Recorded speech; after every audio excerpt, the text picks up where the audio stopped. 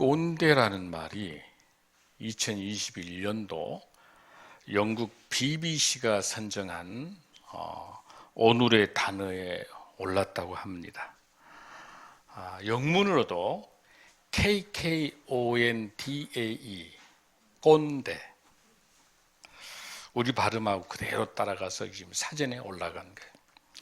자신들이 항상 옳다고 믿는 아주 나이 많은 사람들, 그리고 늘 상대는 잘못했다라고 판단하는 꼰대라고 하는 것이 올라왔어요. 얼마 전에 갑질이라는 단어가 올라왔습니다. 영국 BBC에서. 육하원칙을 통해서 이 꼰대식 사고가 어떤 것인가를 아주 재미있게 표현되어 있어요. 언제? 나 때는 말이야. 누가? 내가 누군 줄 알아? 왜요? 어디 감히? What? 네가 뭘 안다고? Why? 내가 그걸 왜 해? How? 어떻게 그걸 나한테 시킬 수 있어? 꼰대의 육하원칙. 여러분 해당된 사람이 있어요, 없어요? 목사님도 반성해야 될 것 같아요. 나도 모르게 꼰대가 되어가면 안 될 것 같은데. 설교 제목 봅니다. 뭐라고 되어 있어요? 나 때는 말이야. 그러니까 지금 말라기를 말씀을 나누고 있습니다. 말라기 선지자와 동일 시대에 있었던 에스라는 회개운동을 전개했었잖아요. 그리고 BC 444년에 왔었던 느헤미야는 예루살렘 성벽을 재건하고, 그리고 동시에 예배 개혁을 통해서 성전도 개혁하고 또 11조에 대한 삶에 대한 것들도 재정립했었던 그 느헤미야와 동일 시대에 오늘 우리는 말라기를 보고 있습니다. 그래서 말라기는 7가지의 주제를 가지고 이스라엘 백성들에게 질문하고 또 답변하고 항변하는 것들에 대해서 이 문답식으로, 그러니까 랍비의 교육식이죠. 강의 방식을 통해서 말라기는 설명하고 있으면서 하나님의 뜻을 제사장들에게 전달하고 있는 것이 말라기입니다. 우리가 지난주에 봤었던 말라기의 내용 중에서는 가장 먼저 문제가 된 게 뭐였죠, 여러분들? 예배가 아주 형식적인, 우상 숭배는 없어졌지만 예배를 아주 형식적으로 드리는 거, 그냥 예배 드려주는 거. 그래서 사실 우리도 그렇게 하고 있습니다만은 예배는 엄밀히 보면은요, 성찬식을 포함해서 예배에 얼마나 거룩성이 있는지 몰라요. 그래서 수요 예배라는 말보다는 수요는 기도회가 맞습니다. 새벽 기도회. 이 예배라는 말을 우리가 너무나 남발하고 있는데, 예배 정말 신령과 진정으로 하나님께 드리는 이 예배가 말라기 시대까지 왔을 때도 계속 예배가 형식으로. 그래서 그 근거로 인해서 신약 시대 와가지고 바리새인, 사두개인이 그 형식만 따라가는 거, 모양만 있는 거, 그런 걸 잘 설명해 줬다는 것이 우리 지난주의 말씀입니다. 오늘은 이제 느헤미야 말라기 1장 1절에서 5절에서 집중적으로 설명하고 있는 하나님의 그 메시지를 같이 한번 나눠보고자 합니다. 이 본문 중에서 여러분들이 먼저 기억해야 될 게 하나 있는데 뭐냐면 그 당시 이 상황을 좀 봐야 돼요. 학계에 의해서, 그러니까 100년 전에 학계에 의해서, 학계는 사실은 예루살렘 성전이 완성된 것을 본 유일한 선지자이기도 해요. 그 예언했던 것들이 이제 완성되는 거. 그래서 학계에 의해서 또 스가랴 계속 이어져서 느헤미야까지 연결되잖아요.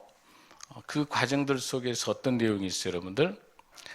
금방이라도 학계 이름이 축제예요. 그래서 금방이라도 예루살렘 성전이 완성되면, 아니 느헤미야에 의해서 예루살렘 성벽이 완성되면 금방 메시아, 만왕의 왕 메시아가 와가지고 천군 천사를 통해서 적들을 다 물리치고 우리를 잘 살게 하고 복이 하늘에서 쭉쭉쭉쭉 내려올 줄 알았다는 거예요. 모두 다 기대했던 거죠. 그런데 상황과 형편들은 썩 그렇게 좋지를 않아요. 그러니까 뭐가 원망과 불평들이 있고, 하나님께서 우리에게 이렇게 예루살렘 성전을 완성하고 성벽을 땀을 흘려서 이렇게 해가지고 하면 뭔가 우리에게 좋은 일이 있을 줄 알았는데 썩 가뭄이 들고 먹고 살기도 쉽지 않고 많은 어려움이 있으니까 이스라엘 백성들은 어때요? 온통 입에 불만이 있는 거예요. 그런 상황들이 전개되면서 바로 그 전에 우리가 봤었던 느헤미야의 13장에도 계속해서 똑같은 게 발생하고 있잖아요. 어때요? 아주 형식적으로 예배 드리면서 뇌물을 받아가지고 그곳에다가 도비아의 VIP룸을 만들어서 성전에 공간을 차지하지 않는지, 또 11조나 헌금을 하지 않으니까 목회자인 레위 사람들이 다 딴 데로 일하러 갈 수밖에. 그러니까 엉망인 거예요, 그냥 그렇게. 근데 형식적으로 드리면서 그냥 재물도 아주 마음에도 없는 것들, 신만 드리는 것들, 그런 것들 모습이 이어지는 거죠. 그런 상황들 속에서 이제 말라기까지 오게 된 그 배경. 그러니까 뭔가의 메시아가 와서 우리를 해방시킬 것 같은데 바벨론 포로 갔다 한 이후도 썩 삶이 좋아지지 않아요. 사랑하는 성도 여러분, 여러분의 삶을 보고 이럴 수 있어요. 내가 이렇게 신앙생활을 내가 10년, 20년 했는데 내가 이렇게 봉사활동도 많이 하고 내가 이렇게 어려운 사람 돕고 그러는데 왜 내 형편들은 이렇게 좋지 않을까? 나는 왜 이렇게 어려울까? 라고 생각할 수가 있어요. 하나님께서 주신 깊은 말씀에 통한 성령의 사람이 되질 못하면 우리 행위에 의해서 인정받지 못했을 때 늘 시험에 들거든요. 모든 사람들이. 우리 한국교회와 우리 모두 다가, 저를 포함해서 우리 다 모두 다가 자유롭지 못하거든요. 그걸 우리가 말라기 선지자의 말씀을 통해서 조금 더 우리가 깊게 우리 바라보면서 하나님의 뜻을 잘 살피는 저와 여러분이 될 줄로 믿습니다. 아멘.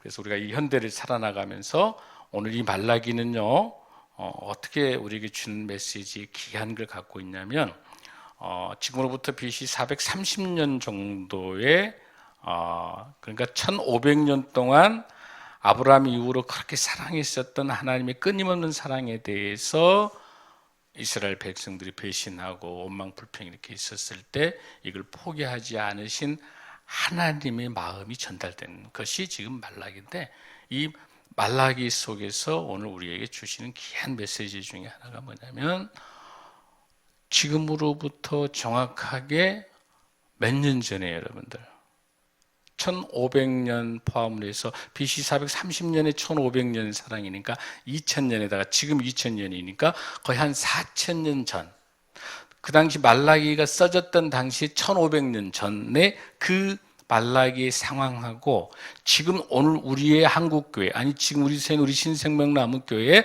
말씀을 듣고 있는 여러분이 지금 있는 4000년 전하고 똑같이 유효하다는 사실이에요. 그러니까 1500년 전에 말라기를 통해서 하신 이 메시지가 오늘 지금 우리에게도 동일한 메시지로 전달되는 거예요. 그래서 여러분들이 이 말라기를 1500년 전의 사건에 대한 그 선지자의 이야기다 그렇게 듣지 말고, 오늘 우리의 신앙에 하나님께서 말라기를 통해서 무슨 말씀을 주시는지를 여러분들이 내 삶과 내 신앙생활과 잘 조명하면서 보면 훨씬 더 은혜의 시간이 될 줄로 믿습니다. 아멘. 자, 그럼 우리가 1절 한번 먼저 읽습니다. 시작.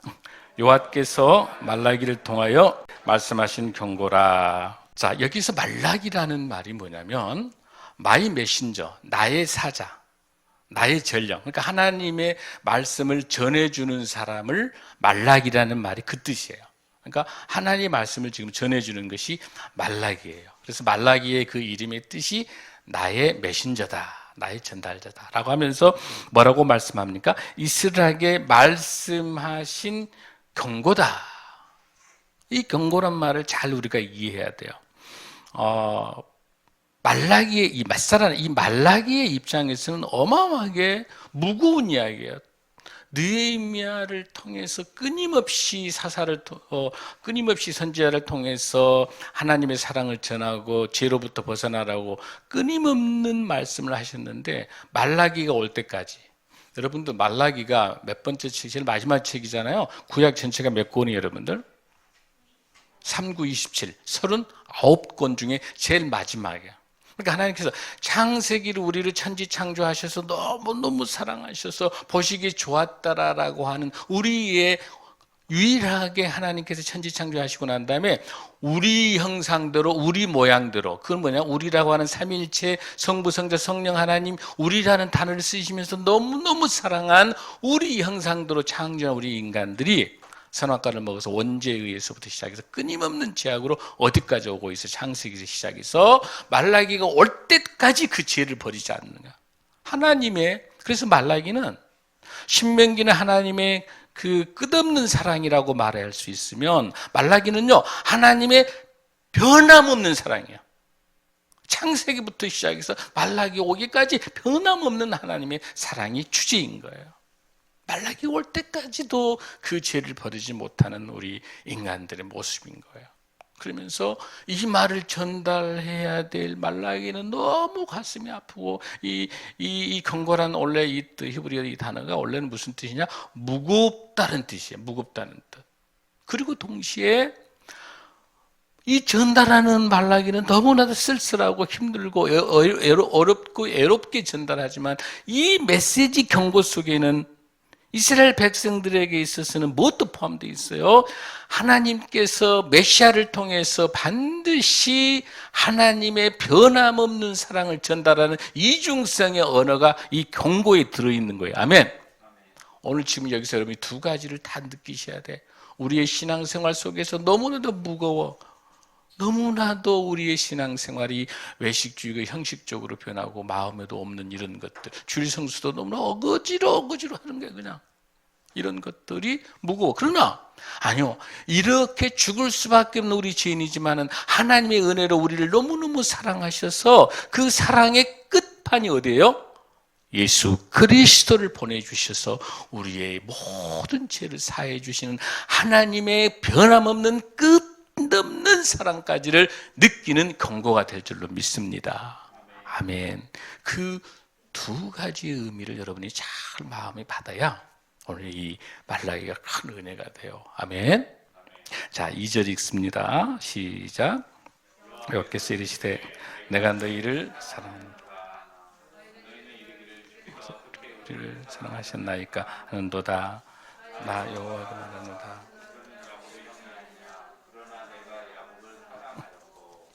아멘. 자, 그럼 여러분 여기서 이제 사랑이라는 단어가 나오는데, 성경 전체에서 말하고 있는 우리 하나님의 끝없는 사랑, 말라기까지 와서 변함없는 사랑까지를 여러분들이 좀 보셔야 돼요. 1500년 동안에 이 말라기가 이 사랑이라고 하는, 내가 사랑했노라고 하는 하나님이 찾아온 거예요, 여러분들. 먼저, 그렇죠? 하나님 먼저 찾아오셔서 너를 사랑했다고. 왜? 원망불평과 삐져가지고 있기 때문에 하나님이 찾아오신 거야. 얘들아, 내가 너희를 이렇게 사랑하는데 하는데, 그 답을 보고 뭐라고요? 주께서 어떻게 우리를 사랑하셨나요? 이렇게 삐지면서 항변하는 내용, 여러분 보이시죠? 하나님이 기가 막히시지. 너희를 얼마나 내가 사랑했는데. 그런데 지금 여기서 힘들고 어렵다고 당신이 언제 나를 사랑했어요? 이런 어투예요 지금. 저 부드러운 분위기에 하나님 앞에서 하나님 어떻게 저 사랑했어요? 그게 아니에요. 어떻게 나를 사랑한 것이 이거예요? 이렇게 투정 부리는 내용이 여러분 전달돼야 돼요. 저와 여러분의 모습일 수가 있어요, 이게. 아멘. 그런데 하나님께 1500년 동안 얼마나 사랑했는지를 우리가 한번 보셔야 돼. 창세기 22장 12절에 보면은 사자가 이르시되 그 아이에게 내 손을 대지 말라. 내가 이제야 내가 하나님을 경외한 줄 알다. 아브람과 이삭을 통한, 아버지와 아들 사이에 통한 놀라운 하나님의 사랑, 그 사랑이 아브람과 이삭부터 시작한 거예요. 그다음 두 번째는 어떤 사랑이 하나님이 있으시죠? 모세와 만나 세대를 통한 하나님의 그 사랑, 스승과 제자의 끝없는 사랑. 신명기 10장 12절 13절 보면 내 하나님을 경외하여 그의 모든 도를 행하고 그를 사랑하며 마음을 다하고 뜻을 다하여 내 하나님 여호와를 섬기고. 스승과 제자, 모세와 만나 세대하고의 이런 관계들 속에서 신명기에서 한 번 더 모세 고별 설교에서 얼마나 하나님이 사랑을 모세와 만나 세대에게 주셨는지 우리 그 사랑을 알 수 있어요. 그 다음에 우리 세 번째 사랑은 여러분, 다윗과 요나단을 통해서 친구의 멋진 우정의 사랑을 하나님께 주셔요. 사무엘상 18장 1절 보면 요나단의 마음이 다윗의 마음과 하나가 되어 요나단이 그를 자기 생명같이 사랑하니라. 이 사랑, 친구의 우정과 같은 사랑, 이런 사랑을 하나님이 주신 거예요. 네 번째는 부부 사이에 하나님이 주신 사랑인데, 호세아와 음란한 여자, 음녀, 고멜에, 그러니까 기가 막히게 하나님께서 호세아에게 그 음란한 여자 고멜하고 사창가 여자하고 가서 결혼하라고 하나님이 시키신 거단 말이에요. 호세아 3장 1절에서 이스라엘 자손이 다른 신을 섬기고 건포도 과자를 즐길지라도 여호와가 그들을 사랑하나니 음녀가 된 그녀 여자를 사랑하라. 이게 그리고 마지막 다섯 번째가 바로 말라기에서 우리가 지금 보고 있는 하나님의 사랑인 거예요. 자, 하나님은 얼마나 많이 사랑하고 계세요, 지금 우리에게? 놀랍죠? 끊임없이 1500년 전에 아브라함, 이삭부터 모세로 해서 또 다윗, 요나단 계속해서 말라기까지 왔어. 끝없는 변함없는 사랑을 지금도 설명하고 있어요, 하나님께. 그런데 뭐라고 말하죠? 주께서 어떻게 우리를 사랑하셨나이까? 이렇게 따져야 되겠어요, 여러분들? 근데 이렇게 따지고 있어요. 이게 우리 모습일 수 있는 거예요. 우리 모습일 수 있어요. 그런데 하나님께서 뭐라고 답변합니까? 나 여호와가 말하노라. 에서는 야곱의 형이 아니냐. 그러나 내가 야곱을 사랑하였고. 3절 한번 읽습니다. 시작. 에서는 미워하였으며 그의 산들을 황폐하게 하였고 그의 산업을 광야의 이리들에게 넘겼느니라. 너무나도 사랑하는 하나님의 마음을 뭔가 하나 상징적으로 하나 가지고 오는 하나님의 말씀이 뭐예요? 바로 누구예요? 야곱과 에서를 들고 나오는 거예요. 그러니까 이 내용을 이해하기 위해서는 성경 본문으로 가야 되겠죠, 여러분들. 그래서 창세기 25장을 한번 여러분 볼까요? 창세기를 한번 볼까요? 하나님께서 주신 말씀을 한번 보겠습니다. 자, 창세기 25장 23절 26절인데 우리 한번 읽습니다. 시작. 여호와께서 그에게 이르시되 두 국민이 내 태중에 있구나. 두 민족이 내 복중에서부터 나누리라. 이 족속이 저 족속보다 강하겠고 큰 자가 어린 자를 섬기리라 하셨더라. 그러니까 누구 복중에서? 이삭의 아내 리브가의 뱃속에서 지금 잉태를 했는데 그 안에 있는 그 태의 열매 두 개가 하나는 뭐예요? 앞으로 민족이 되겠다는 거죠. 근데 거기 보면 어떤 자, 큰 자가 어린 자를 섬기리라. 이미 큰아들이 누구예요, 여러분들? 에서잖아요. 에서의 그 뒤꿈치를 띄고 나온 사람이 누구예요? 야곱이란 말이에요. 그러니까 동생이 야곱인 거죠. 자, 섬기리라 하시면서 24절 시작. 그 해산 기한이 찬즉 태에 쌍둥이가 있었는데 25절 먼저 나온 자는 붉고 전신이 토록 같아서 이름을 에서라 하였고 26절 후에 나온 아우는 손으로 에서의 발꿈치를 잡았으므로 그 이름을 야곱이라 하였으며 리브가가 그들 낳을 때 이삭이 60세였더라. 자, 여기서 나와 있는 야곱의 모습이 지금 뒷모습으로 나타나고 있단 말이죠. 그걸 지금 설명하고 있는 거예요. 여기서 근데 중요한 단어를 우리가 놓치지 말아야 될 게 뭐냐면 야곱은 사랑하였고 에서는 미워하였고 이 단어를 여러분들이 잘 해석을 해줘야 돼요. 이 사랑하다라고 하는 이 단어 아하브라는 단어하고 미워하다라고 하는 이 사내라고 하는 이 히브리어의 이 단어의 뜻을 잘 정리를 해야 되는데 여기는 우리가 인간의 감정으로 사랑하고 미워하다 개념이 아니에요. 이거는 언약 백성들에게 있어서 사용하는 사랑한다라고 하는 이 단어는 선택의 뜻이고, 미워한다라고 하는 이 뜻은 거부하는 것, 택하지 않았다는 뜻이에요. 하나님께서 사람을 미워하고 하는 건 없죠. 근데 성경에서 나오는 모두 다 미워하다라고 하는 것들은 뭐냐면 선택하지 않는다라는 뜻이에요. 아멘? 그런 의미를 보고 여러분들이 이걸 잘 읽어줘야 이 뜻을 잘 여러분들이 이해할 수 있어요. 조금 더 이 뜻을 여러분들이 잘 이해할 수 있으려면은 로마서 9장 11절하고 13절을 한번 볼게요. 그러면 조금 더 이 본문을 잘 이해할 수 있습니다. 자, 로마서 9장 11절입니다. 시작. 그 자식들이 아직 나지도 아니하고 무슨 선이나 악을 행하지 아니한 때에 택하심을 따라 되는 하나님의 뜻이 행위로 말미암지 않고 오직 부르시는 이도 말미암아 서게 하려 하사. 여기 뭐라고 그랬죠? 아직 태어나지도 않은 자식들을 뭐한다? 택하심을 따라, 택했다는 뜻이에요. 그런데 구체적으로 13절 한번 읽습니다. 시작. 기록된 바 내가 야곱은 사랑하고 에서는 미워하였다 하신가. 이 기록된 바, 로마서 사도 바울이 이 기록된 바라는 단어를 썼을 때 이 기록된 바는 어딜까요, 여러분들? 말라기 1장을 설명하는 거예요. 그 근거로. 그래서 에서를 미워했다라고 하는 이야기는 이미 선택하지 않았다라고 했고, 이미 어떻게, 우리 창세기 아까 25장에서 뭐 했죠? 작은 자가 큰 자가 작은 자를 섬긴다 그랬잖아요. 그러니까 작은 자를 택했다는 거예요. 이미 만세 전에, 창세 전에. 아멘, 아멘. 그래서 그 부분을 보고 야곱을 사랑했다는 말은 택했다는 말이고, 에서를 미워했다는 것은 버려두었다, 택하지 않았다라고 하는 그런 뜻을 여러분들이 잘 기억해야 됩니다. 그래서 하나님께서 누구를 지금 택하셨어요?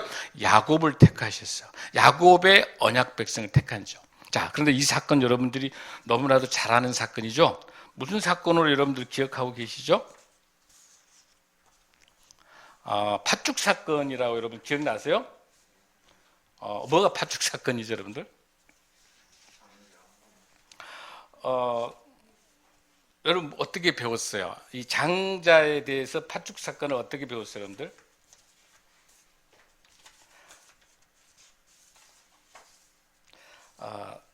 엄밀히 보면 팥죽이 아니에요.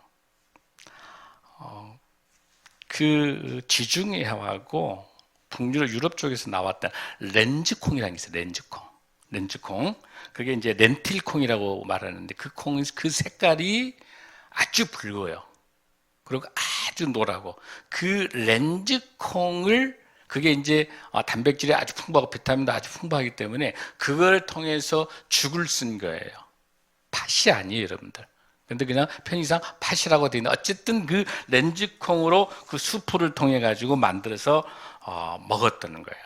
근데 여러분들 여기서 우리가 이제 잘 보면 아주 재밌는 게 하나 있는데, 그 1825년에 세계적인 미식가, 여러분 미식가들 잘 들어봐요. 미식가 이름 중에 샤바랭이라는 사람 들어보셨어요? 샤바랭 알아요? 샤바랭 이런 이야기 했어요. 당신이 무엇을 먹었는가를 말해주라. 그러면 당신이 어떤 사람인가를 알려주겠다. 그 사람이 먹는 음식을 보면 그 사람의 인격까지 알 수 있는 거예요. 개걸스럽게 먹느냐, 점잖하게 먹느냐, 함부로 아무거나 먹느냐, 쓰레기 같은 것까지 먹느냐, 그럼 그 인생도 쓰레기예요. 적게 먹으면서도 아주 비싼 것이 아니더라도 정말 절제하면서 먹는 거. 그래서 여기서 이 샤바랭의 이야기가 여기 그대로 야곱과 에서에게도 연결돼. 그럼 뭐예요? 그걸 이 에서는 성격이 털이 이렇게 많이 나고 아주 외향적이기 때문에 열심히 사냥하고 이렇게 다니다가 어때요? 그냥 배가 고파요, 안 고파요? 헐레벌떡 들어오니까 지금 에서 눈에는 뭐밖에 안 보이죠, 여러분들? 먹을 것밖에 안 보이는 거야.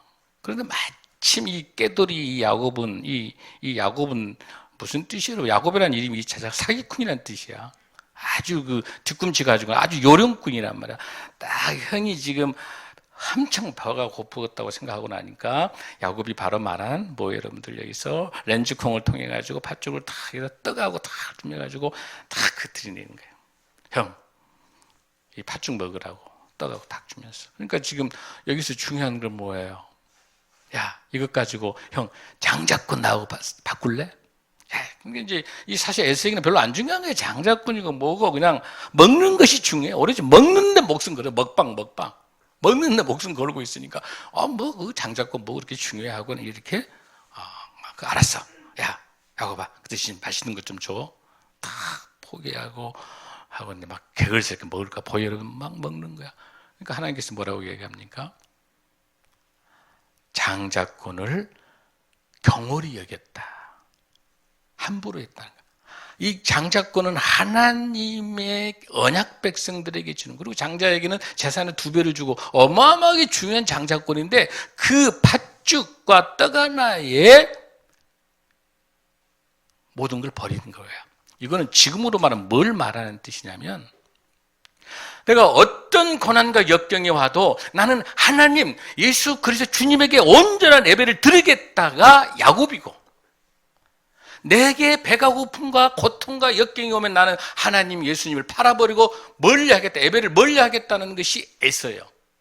그러니까 하나님께서 이 에서에 대해서는 나중에 에서의 조상이 누구예요? 에서가 만든 민족이 에돔 족속이고 야곱의 조상이 이스라엘인데 하나님께서 마지막에 에돔, 이걸 영원히 멸망시키겠다라고 이야기하는 거예요. 여러분, 팥죽 사건 하나가 아주 작은 것 같지만 여러분 앞에 있는 그 작은 소탐대시를 하면서 그 예배를 놓치고 하나님의 말씀을 놓치고 그 핵심적을 놓쳤을 때, 세상적인 것을 택했을 때 죽음으로, 단순하게 예수와 야곱의 사건이 아닙니다. 왜 그 사기꾼 같고 하는 그런 야곱에게 있어서 하나님께서 언약 백성을 통해서 야곱을 통해서 어때요? 자기 엄마 입장에서는 이런 장자권을 알았다는 생각이 정신 바짝 들고 에서가 가만히 있지 않으니까 분명히 야곱을 혼을 낼 거 아니에요. 죽일 수도 있는 거란 말이에요. 알고 보니 배가 차니까, 배가 부르니까 정신이 돌아온 거야. 그러니까 엄마 리브가가 빨리 도망치게 하란에 있는 리브가에 있는 삼촌 라반한테 보내는 거예요. 그곳에서 20년 동안 있다 오게 해 숨겨놓은 거죠. 거기서 이제 여러분 이제 레아를 만나고 이렇게 또 라헬을 만나잖아요. 어쨌든 그래가지고 다시 이제 오면서 어떤 게 이제 형하고 화해는 해야 되잖아. 그래 오면서 그 야복강가에 다 무섭고 털리고 할 때 그곳에서 이제 천사화하면서, 그래서 그곳에서 뭐라고 해요? 너에게 생육하고 번성하라고 하나님께서 말씀하시면서 너의 이름을 야곱에서 뭐라고? 이스라엘이라 하라. 이름을 바꿔주는 거예요. 이스라엘 민족의 조상으로 바꿔서. 그래서 그 야곱의 축복이 나오는 거죠. 그래서 야곱에 의해서 12아들로서 12지파가 만들어진 거예요. 놀랍죠? 할렐루야. 하나님의 역사가 그렇게 이루어지고, 더 놀라운 것은 뭐냐면 이 본문 중에서 창세기에서 여러분들 전체 창세기 몇 장까지 여러분들 있어요? 50장까지 있잖아. 무려 야곱의 이야기가 28장에서 36장까지 9장이나 설명하고 있어요. 야곱의 이야기가 얼마나 중요합니까? 아브라함의 하나님, 이삭의 하나님, 야곱의 하나님, 이 중요한 인물을 하나님께서 다시 들고 온 거예요. 근데 거기서 끝나는 게 아니에요. 37장에서 계속해서 39장에서 야곱이 죽고 50장 쪽에 와가지고 막벨라고 그래. 장례까지 치른까지. 결국은 여러분 전체적으로 28장에서 50장까지 다 야곱이 나온다고 봐야 돼. 할렐루야.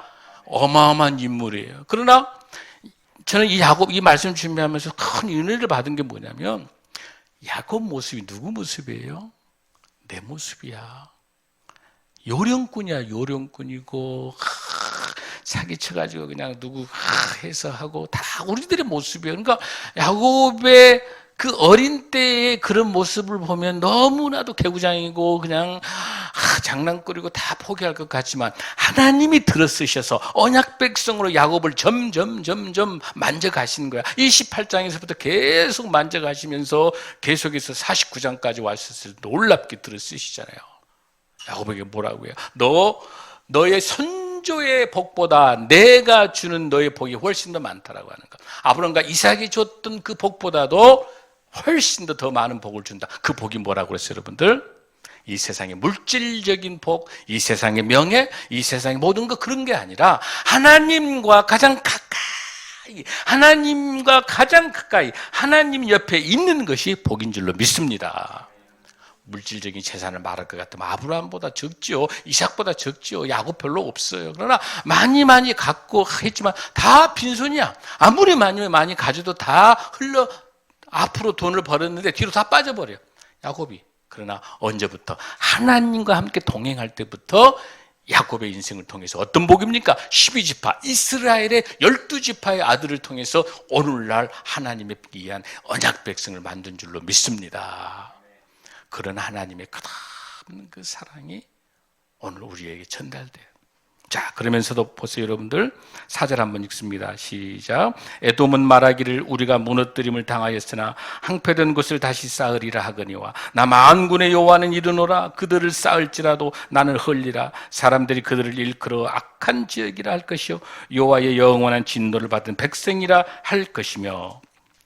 5절 시작. 너희는 눈으로 보고 이르기를 여호와께서 이스라엘 지역 밖에서 크시다 하노라. 할렐루야. 하나님이 약속하신 거예요.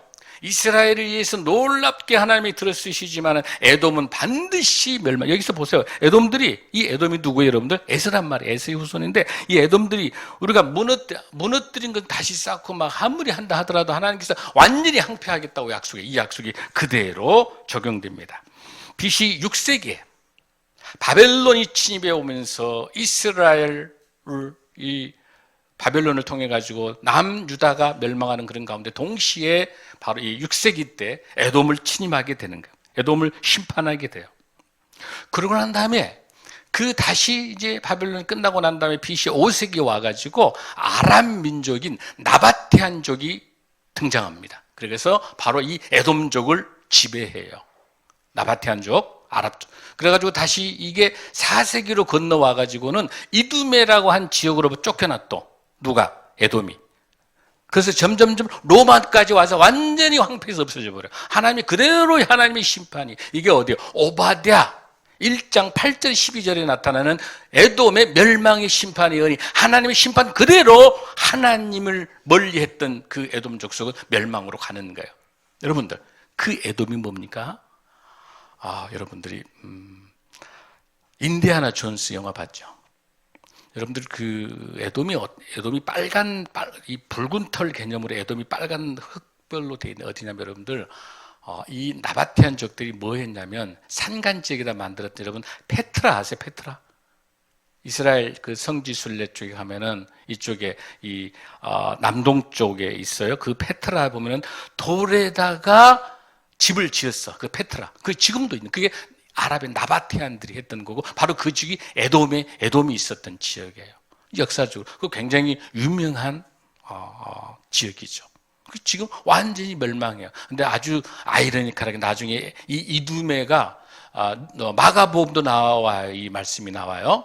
누가복음도 나오는데 예수님께서 제자들에게 병자들을 고치시고 난 다음에 다시 옮겨 오르는데 유다에서 오고 예루살렘에서 오고 이두메에서도 오더라 이게 나와요.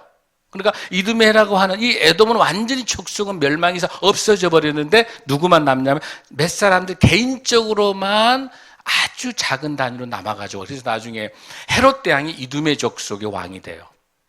나중에 예수님의 있었던 그 당시 시대에 그러니까 즉 에돔이 완전히 멸망하게 된 거죠. 그게 지금 여기 나타나면서 5절에서 뭐 너희는 눈으로 보고 이르기를 여호와께서 이스라엘 지역 밖에서 그러니까 하나님께서 이스라엘을 떠난 전 세계 열방의 모든 열방의 위대한 하나님께서 역사하시는 것을 오늘 이 본문에서 말라기 1장에 설명하고 있는 그 특별하게 오늘 이 메시지 중에서는 하나님의 끝없는 사랑, 변함없는 사랑을 가지고 누구를 택해서 야곱을 택해서 이스라엘을 통해서 하나님께서 끊임없는 사랑이 전달해요.